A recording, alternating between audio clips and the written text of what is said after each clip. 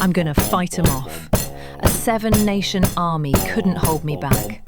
They're gonna rip it off, taking their time right behind my back.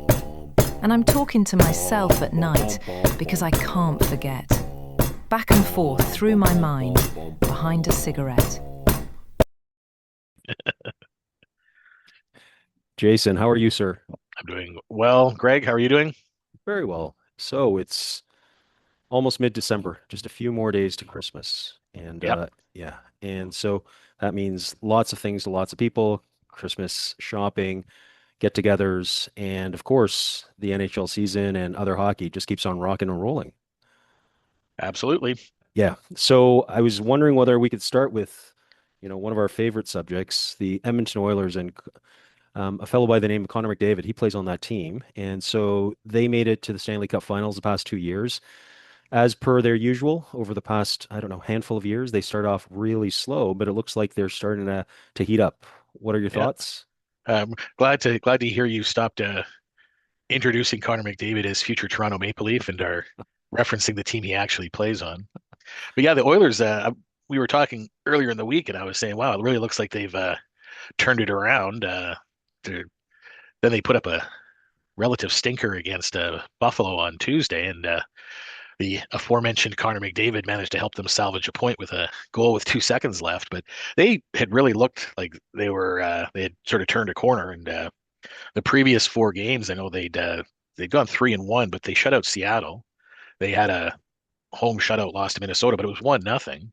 Then they beat Seattle dominantly, like a 9-4 shellacking. And then on last Saturday, they shellacked Winnipeg 6-2. I think it was 6-0 at some point. Then they probably took their foot off the brake and said we don't need to play that hard in the third period. But Was Hellebuyck dominant in net? performances like for those four games. I mean, Right. they only gave up the 6 goals, two to Winnipeg in the third period, or I guess 7 goals. They gave up one to Minnesota, gave up four to Seattle, but they put up nine.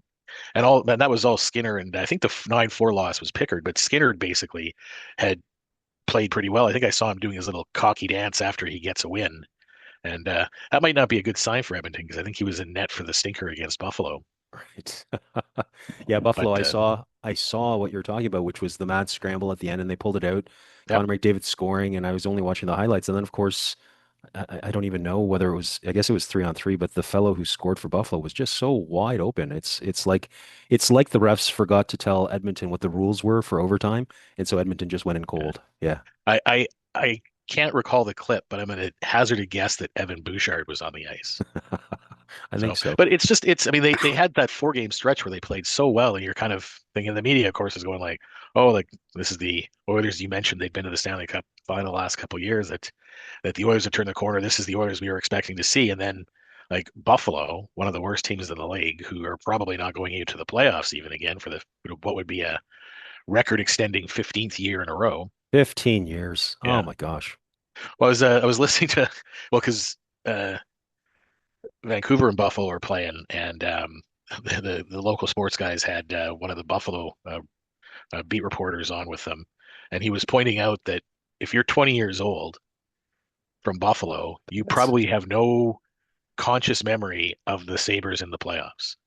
Yeah, for So if your hockey sure. memory, I'm not sure I have vague recollections of playoffs from 74, 75 when I was like 5, 6 years old, but I wouldn't be able to recount anything other than what I've gone back and researched now. Yeah. But if you're 20, you don't have a recollection of your team in the playoffs. Like how do you maintain your fandom? As a Yeah. Leafs fan, I'm sure you have some ability to relate to a team that struggles and to now they just struggle in the playoffs, not to make the playoffs. So that is a change from the 80s, 70s and 80s, I would guess. I guess 70s they Not made the playoffs, but not bad, sir. You made it almost 2 minutes before you landed that backhand across my forehead. yeah, Yeah, yeah, no, no, you're absolutely yeah. So as you know, when we were in school together, those were the glory days, weren't they? I mean, I know everybody claimed the Toronto Blue Jays, but they won a couple of pennants. But at the same time, more importantly, back in 92, 93, 93, yeah, 94, the passion returns. Yeah, so yeah, you're right. It's been a while. yeah. But I those believe the were Blue Jays didn't just win pennants; they won World Series titles those yeah, two yeah. years as well. That's right. That's right. But Yeah. uh, but Speaking of your Leafs, though, like over the same stretch of time that Edmonton has seemed to turn it around, the Leafs appear to have turned it around as well. So that's Yeah. got to bring a bit of a smile to your face. Yeah, someone wrote today, I think it was The Athletic, that at least from his point of view, and I think he's absolutely correct. Leafs are completely mismanaging their goalies and playing them to death. But yeah, we're relying upon Yeah. the basketball player who's masquerading as a goalie. He's finally coming around. Not now. Now I have to say this. I don't approve of almost anything they do, but they did pick this guy up in the fourth round because he's just huge, 6'7", Yeah. and they've nurtured him. And now, fast forward, I think 4 years, and wow, he's a calm presence in net. I don't know if you You're saw any of the you're highlights. you're referring to the Hildebeest? I am. I'm referring to Yes. the Hildebeest, the monster from Sweden, who's just this huge presence. When he's in the Yeah. butterfly, you can't see the crossbar. Dennis Hildeby doesn't necessarily sound like a Swedish fellow, Yeah.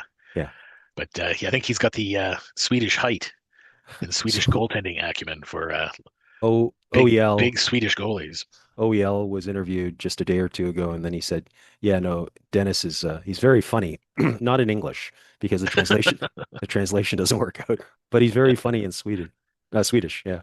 So, which actually just reminds me, you got to love hockey players sometimes. I don't know if you told me or who told me, but there's some rookie, maybe he's Russian, where his name is, because it's so long and complicated, his team is calling him the Ritz-Carlton because that's easier to say than his name. Oh, that was not me, but now I'll No, have to go right. Google Ritz-Carlton hockey and see what pops up. I love that. Yeah, that's Yeah. awesome. Yeah, so anyways, the Leafs are, but as you have said in weeks previous, I mean, what a battle. I think there's quite literally the entire division fighting for a wild card spot. Well, exactly. It's I mean, like, again, except well, I think Buffalo had kind of bumped up a little bit, but Toronto's been moving up too. I mean, like the last 5 games there, they've gone 4-1. They've only given up 5 goals. So whatever's going on, I think Wool played a couple of those games before he got hurt, and then Hildeby has filled in admirably since then. Their only loss was a shootout loss to Montreal, so it was 1-1. But they've only given up again 5 goals. If you can give up only 1 goal a game, you're going to win some hockey games. And the Leafs have proven that.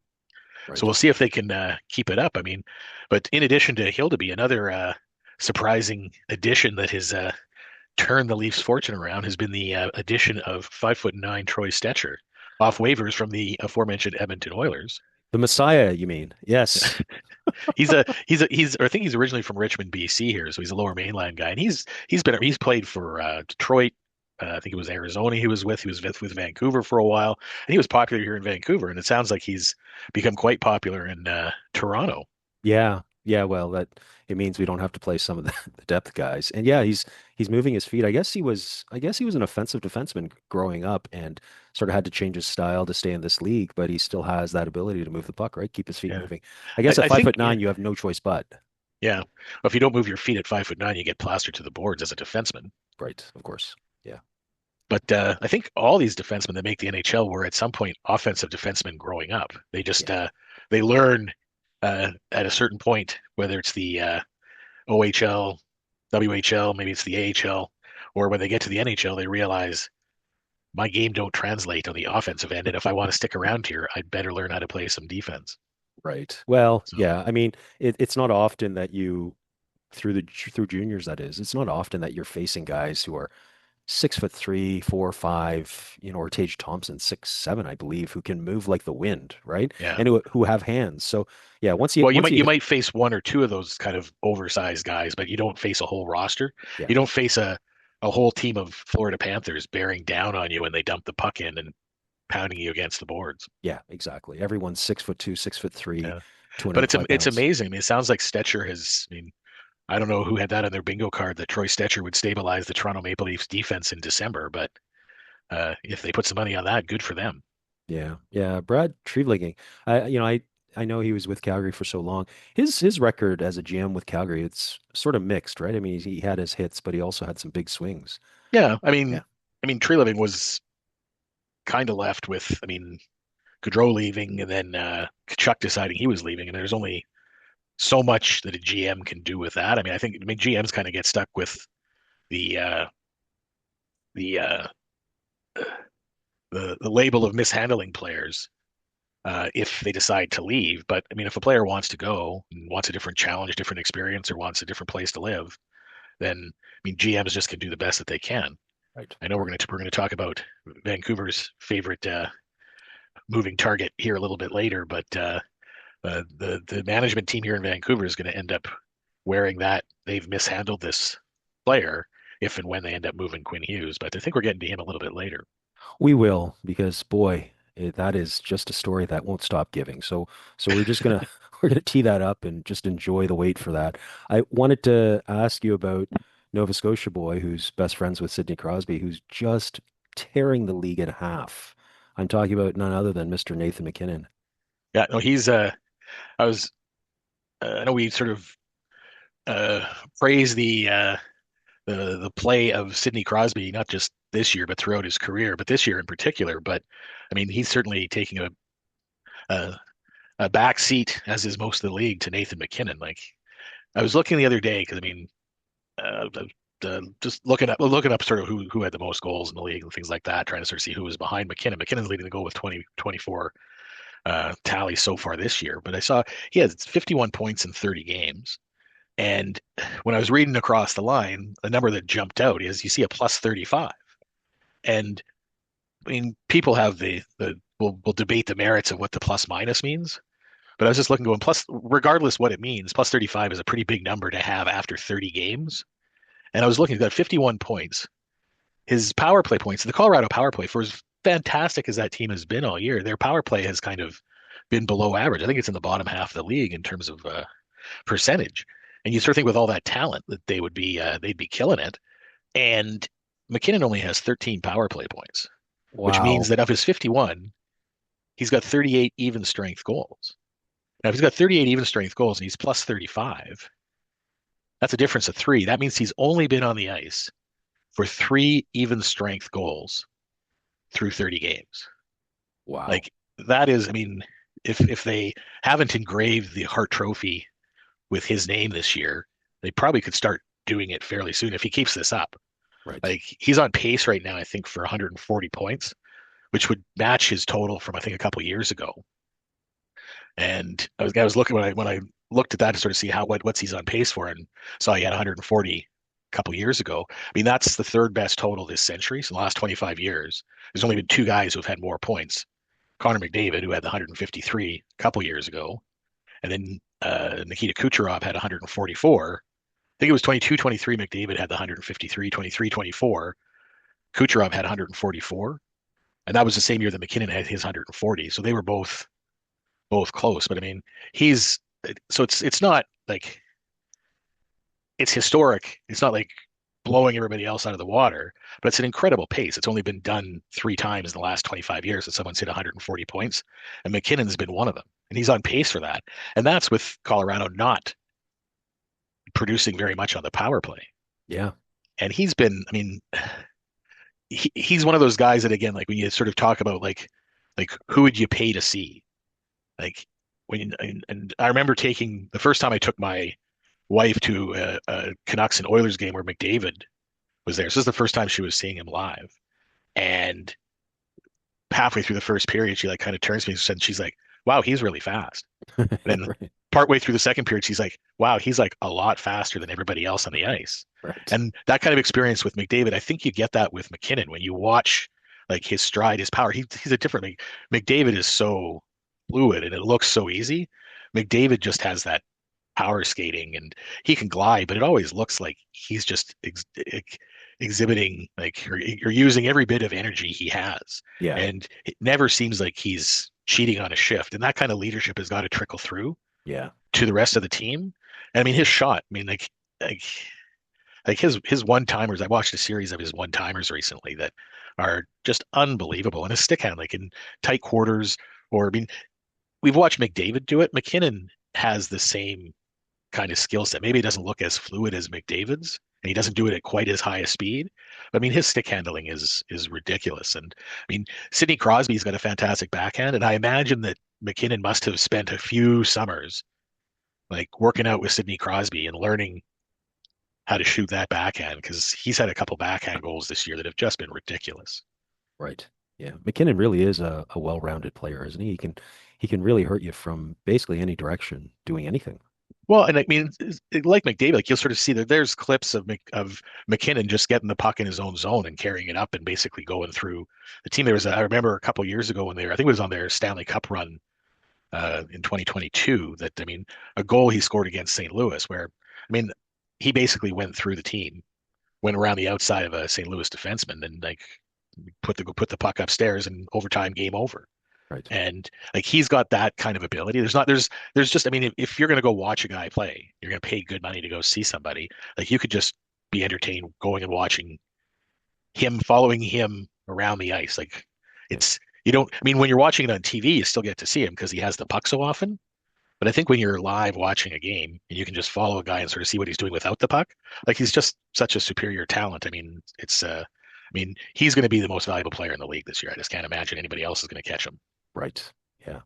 Yeah. No, well, good pick. Yeah, he seems really like an honest player, like you said. I don't watch him a whole lot, so I don't know about sort of the taking shifts off, but that incredible stat that you indicated, plus 35. I mean, like you said, leadership through and through. That means you're just leading your team by brute force as well as skill. Yeah. Well, I just think like if it's three even strength goals, that means you're on the ice for one goal even strength every 10 games. Sure. Like it also makes you as a leader, you can go out and you can hold your other players accountable because you're leading by example and saying like, hey, this is the standard I've set for myself. Everybody come along. Right. Right. And that's Well, that's I think that's what we saw in 2022 when they were a wagon and they went 16-3 through the playoffs and won the cup, and people were thinking this is going to be the next dynasty, and they've kind of tailed off. I mean, it's interesting. I was listening to it was on the morning show here, and they were talking with the Colorado beat writer and talking about the impact of Gabriel Landeskog coming back. I mean, he's missed most of the last 2 seasons, sort of recovering from surgeries, and there's been setbacks. But he came back near the end of last year, and they were kind of talking just about his his presence in the locker room, and it may be something I'm wondering if it's freeing up McKinnon, who maybe has tried to take on a lot of what was missing when Landeskog was not there.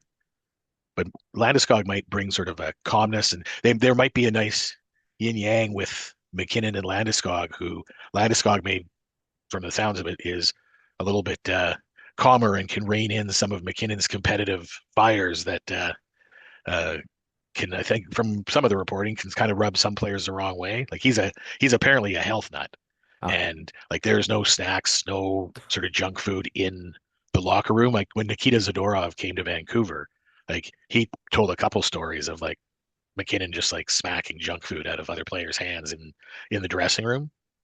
And again, it's leading by example and saying, hey, this is how I look after my body, and everybody else should do the same thing. Now, I don't know if he steals the odd Timbit here and there with his buddy Sydney, but right. Well, maybe just in the off season. yeah. Well, I think with Landeskog, it always helps when you add another superior player, right? I mean, it just lessens the load that much more. You're either dominating your shifts or the other team is adjusting itself in order to cover, the next line as well as you. So, yeah, I'm sure that in addition to any dressing room assistance, that's provided, right? Like it's probably just a nicer way for him to sort of conduct his business, and he doesn't need to be completely sort of penned in. Well, and again, they might just play off one another if there's like a good cop, bad cop, or good cop, medium good cop kind of routine going on. Because Right. not saying that McKinnon, like I don't know him. I'm not in the dressing room. I don't know if he's a good guy or a bad guy. But I mean, it's just interesting that like they were so dominant in 2022 when they won the cup, and then Landeskog gets injured the following year, and Colorado's had some stumbles and hasn't quite gotten over the hump in the playoffs past the second round. They knocked off last year. They had that third period collapse in Game 7 against Dallas, but like this year, like they seem to be on a mission. And it was just interesting listening to the beat reporters sort of comment on how there's just a little bit of a different attitude. They were talking too, like I mean, Colorado's been so dominant all year, and one of the questions was, hey, are they gonna like take a step back? Is there going to be a stumble somewhere along the year? Most teams have that. I mean, one of the things Colorado has going for them is they've got Dallas nipping at their heels. Right. If Colorado wasn't doing what they are doing, like Dallas would be the talk of the league. I Yeah. mean, they're the best two teams in the league right now. And again, the way the playoffs work out, there's a good chance that they're going to be playing in like the Western semifinals. Is Martin? Assuming they both win their quarterfinal matchups, they'd be paired up in the semifinals. And that might be the Stanley Cup. The true Stanley Cup might be 2 rounds earlier than the actual Stanley Cup. Yeah, yeah. Well, welcome to the Atlantic, where we've had that for the past, what, 10 years? Boston, Tampa, and Florida. Yeah. Well, you guys have enjoyed what, one second round victory, or do you guys have two of them now?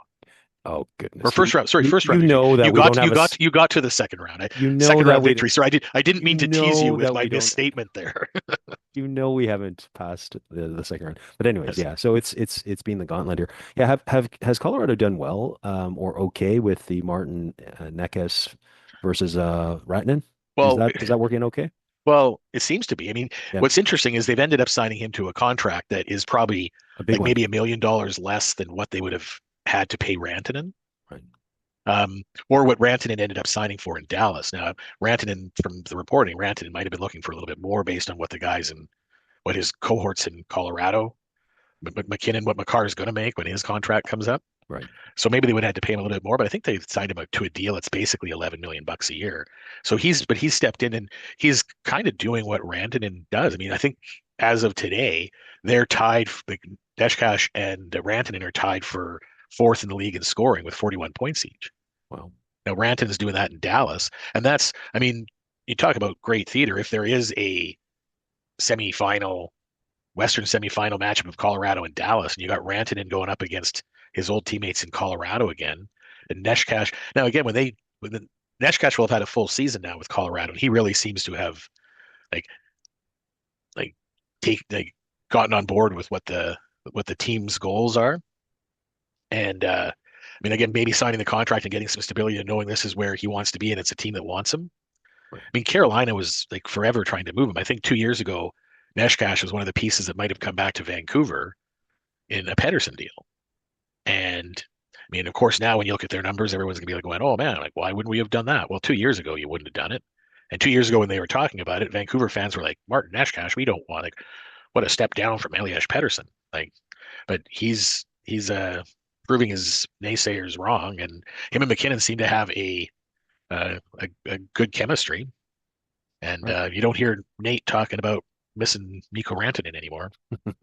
I guess not. So Moving up north from Nathan McKinnon just a little bit to your neck of the woods, Vancouver.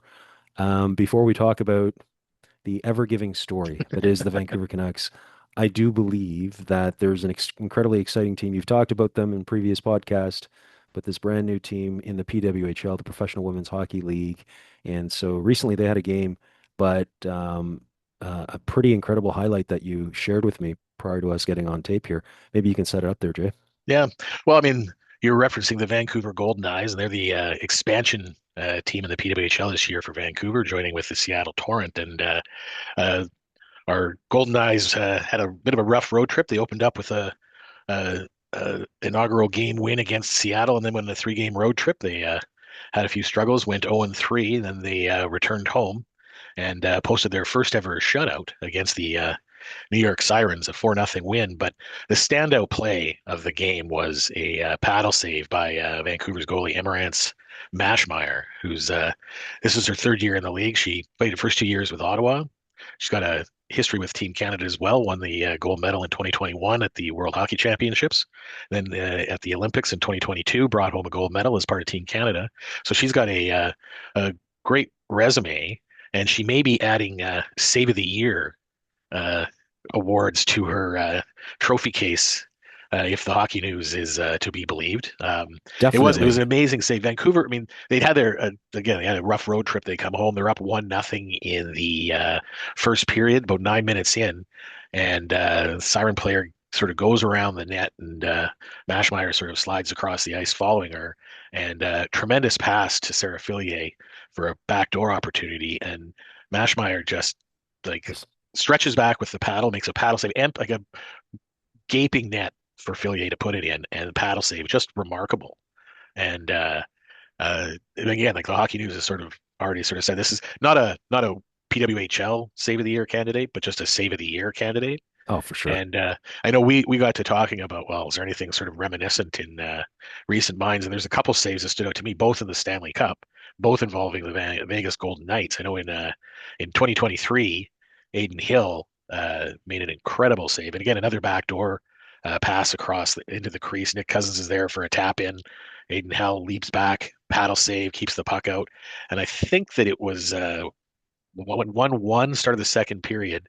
Vegas ends up going on to win that game, game one. They win that 5-2, win the series 4-1.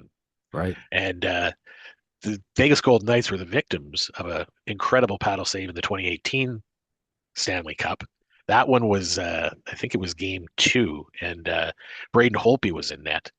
And it was late in the third period. I think it was 3-2 for the Capitals, and tremendous pass across. Alex Tuck is standing there. 2 minutes left in the game, and again, it looks like it's a tap in. Braden Holtby leaps back, another paddle save, and Capitals end up holding on to win that. And I think the Knights had won the first game, and if this would have tied it, the momentum was certainly in that game. I remember the momentum was in that third period going Vegas's way. Holtby makes that save, and then the Caps hold on for that game and then run the table, and they win that series 4-1. Yeah. So Mashmeyer's save, tremendous this year, and it reminds us of a couple other amazing saves in the Stanley Cup. So she's joined the pantheon of tremendous paddle saves. Yeah, that's incredible. Highway robbery. I mean, how can you not love this game, right? You've got players just going all out, and occasionally magic just happens. That's wonderful. Yeah. Awesome. Yeah. Well, and that's, I mean, those kind of moments again, like as a fresh, like as a sort of expansion, a fresh team without a lot of a history. This is game five, and you have a play like that that will be cemented in any fans who were at that game or who watched it on TV. Like just a tremendous memory for them to take home from the Golden Eyes first season. Right. And also, excellent call by the announcer, James Oh, Cebulski.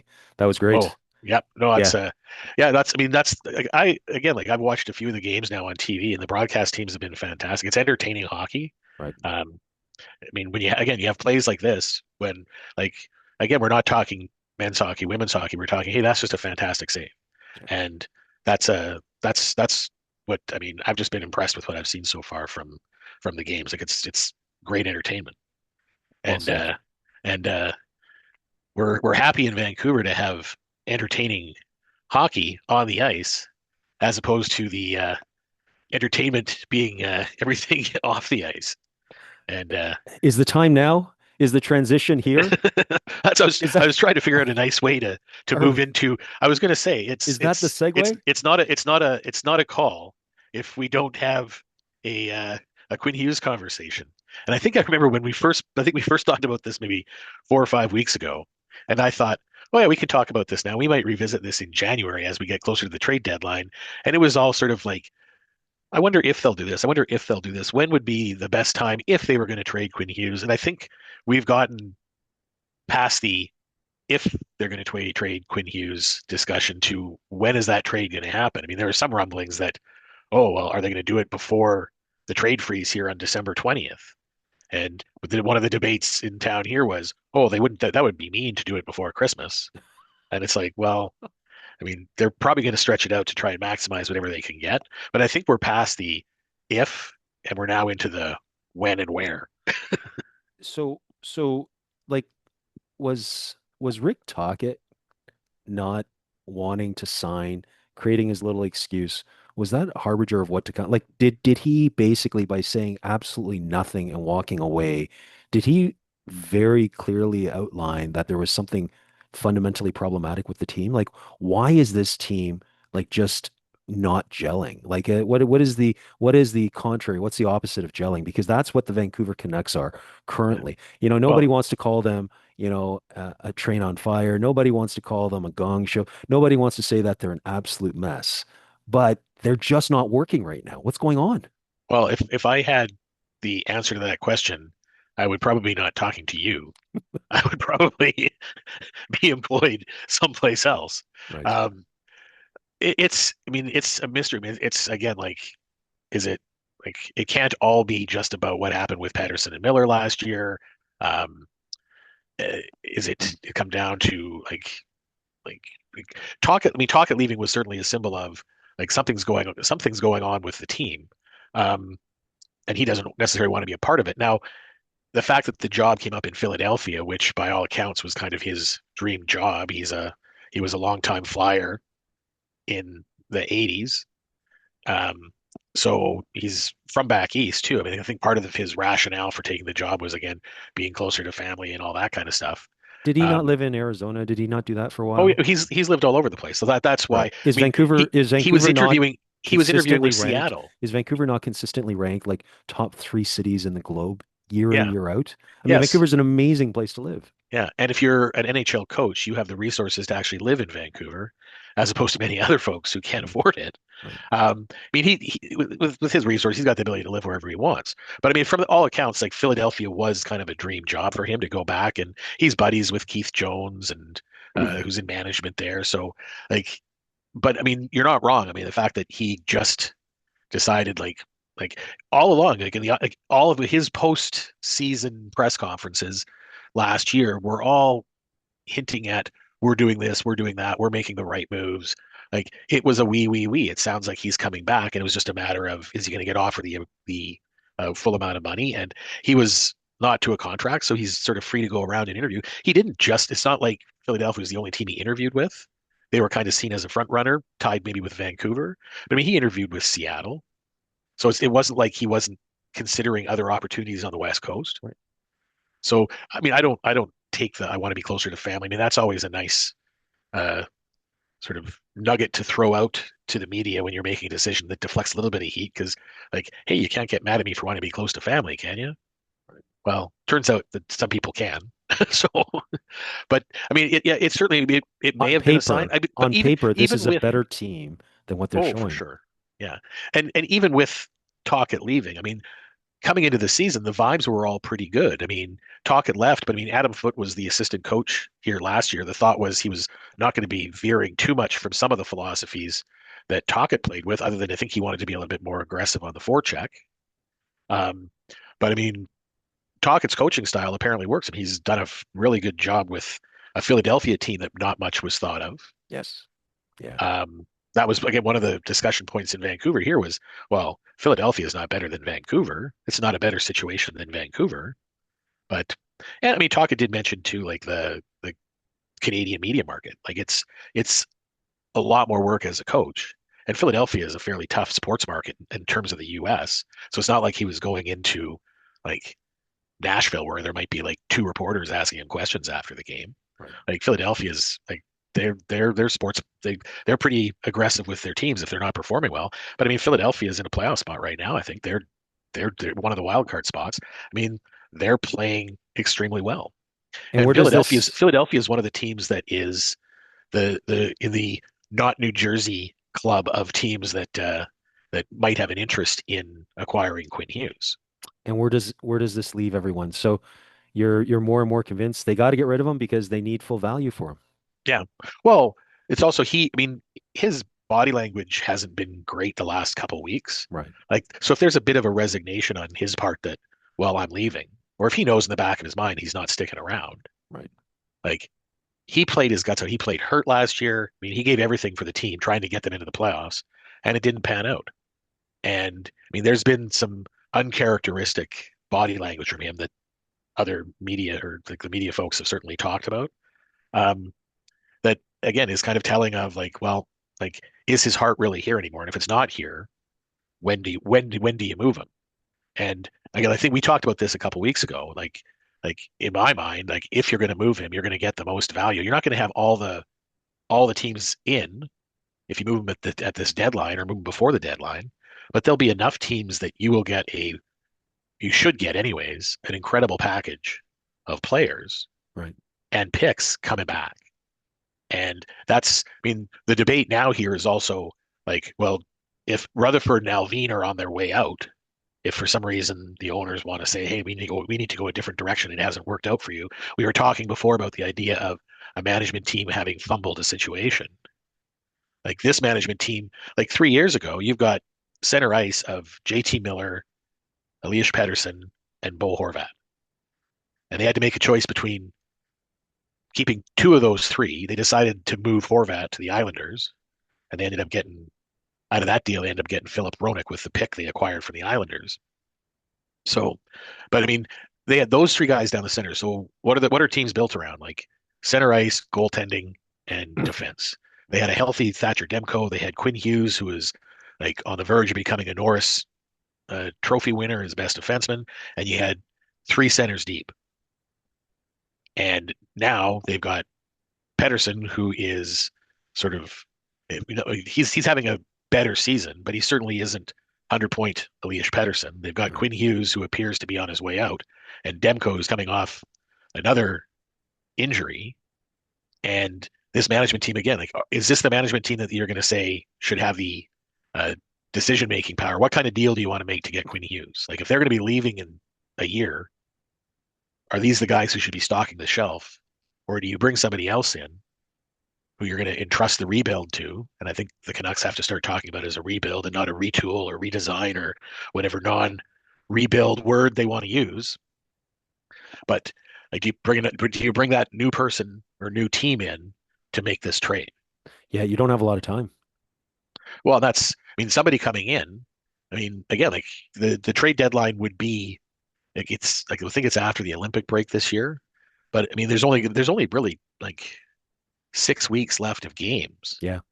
Before the Olympic break, and that's really when, like, if they don't move them before the Olympic break, I would be surprised. If you're Vancouver, you got to move them before before the Olympic break, because I realize it's only about 4 feet, but given how shoddy these Olympics, sort of are catering to the NHL aspect of it, uh, you're going to get really exhausted superstars and stars and all the rest of it, and all the teams. And if you get some injuries, like goodness forbid, Quinn Hughes gets an injury of any sort, where he's out for a little while, undetermined or what have you, right? Like it happens. Oh, absolutely. Well, I mean, at the Sochi Olympics, didn't was he? I think he was still with the Islanders at that point, but John Tavares blew his knee out, right? Was it? Okay, I don't know. I remember Yeah, Charlie McAvoy last year for Four Nations was hurt, right? yeah. So, Well, Quinn Hughes missed the Four Nations last year too because he was hurt. right, right. So, like, I know Quinn Hughes is. I mean, has. I mean, well, I think all the American players really want to be part of this. This is the first chance they're going to have to go to the Olympics together. That's right. So he really wants to be there. And I think he wants to be. I mean, he's a competitive guy. He's going to want to be a contributor, and he might, for his own sake, might want to have this all sorted out before he goes to the Olympics, so he can just focus on the Olympics, knowing, hey, I'll be going back to whatever his new situation is. New Jersey. Yeah. Well, again, like, that's if a team like Philadelphia has taken this as forward, and again, Rick Tocchet was uh, Quinn Hughes' coach last year, the last couple of years, and Quinn Hughes had tremendous things to say about what Rick Tocchet did for his game and the kind of better player that Rick Tocchet made him. Right. So, like, if Philadelphia's got prospects and pieces that they could send to Vancouver, Right. Are they ready to sort of? Do they think they're far enough along that adding Hughes for a couple of years, and that's anybody buying him right now, should be looking and saying, hey, if we are good enough in this 2-year window, he might want to re-sign with us. Because, I mean, Yeah. ultimately these guys want to win. Yeah. Right. Yeah. That's right. And the other reason that he wants to get it done before the Olympics, but for sure by the end of before the end of the playoffs this year, like, a move has to happen this year, because whoever's acquiring him then will have a chance to offer him the 8-year contracts. Like, those come to an end at the end of this year. Right. So he'll be walking away. Like, let's say he's going to get offered something in the neighborhood of like 16 million bucks a year.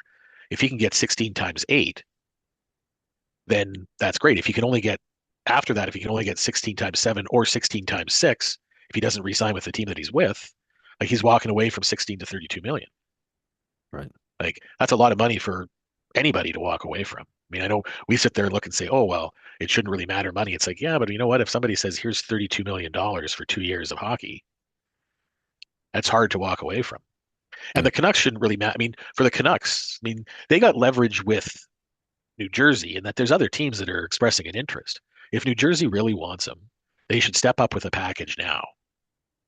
The issue I think New Jersey has is, I don't think the package of players that they can offer is going to be as attractive as what, say, like Detroit can offer or Philadelphia. They've talked about, like, would Rick Tocchet doesn't sound like he's a huge fan of Matvei Michkov. So would that be like a dynamic forward? Vancouver's got a history with Pavel Bure, a dynamic Russian forward. Would Philadelphia be willing to part with Matvei Michkov to get 2 years of Quinn Hughes and possibly 10 years of Quinn Hughes? Right. Because if Quinn Hughes goes to Philadelphia, he likes playing with Tocchet. If Philadelphia is a team on the rise, then like again, I'm just trying to like off the top of my head, they got like young players like Noah Cates, Bobby Brink. They've got defensemen, like young defensemen like Jamie Drysdale, Cam York. They got veterans like Travis Konechny, Sean Couturier is still there. Like they've got a good enough team. Again, they're competitive right now without Quinn Hughes. Imagine if they were able to add a guy like that. Quinn Hughes paired with somebody like Travis Sanheim, who played on the Canadian Olympic team, or not the Olympic team, but the Four Nations team there.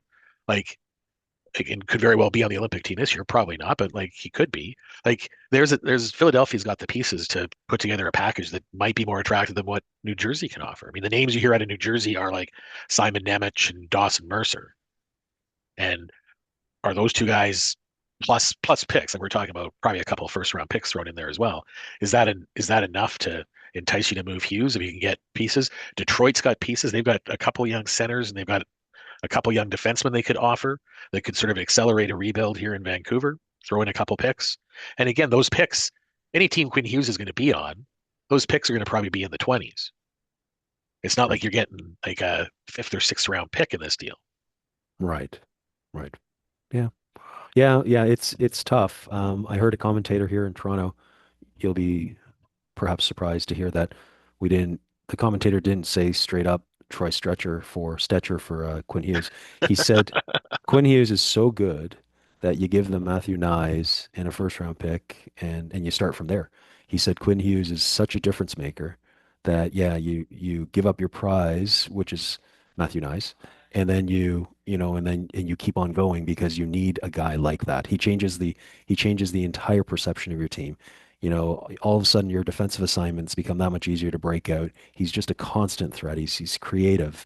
And so yeah, very Yeah, I'd say complimentary. yeah. The one, I mean, again, I know Toronto uh, media and Toronto Twitter is going to be trying to figure out how does Toronto land Quinn Hughes, but I don't know if Toronto has like a defensive prospect No. who would be enticing enough that like these other teams, Yeah. like We have Troy Stetcher. Simon Nemec in New Jersey was a second overall pick. Right. In Detroit, you got Simon Edvinsson, who was the sixth overall pick. He's a giant of a defenseman. You got Axel Sandin Pellikka, another like a fantastic offensive defenseman.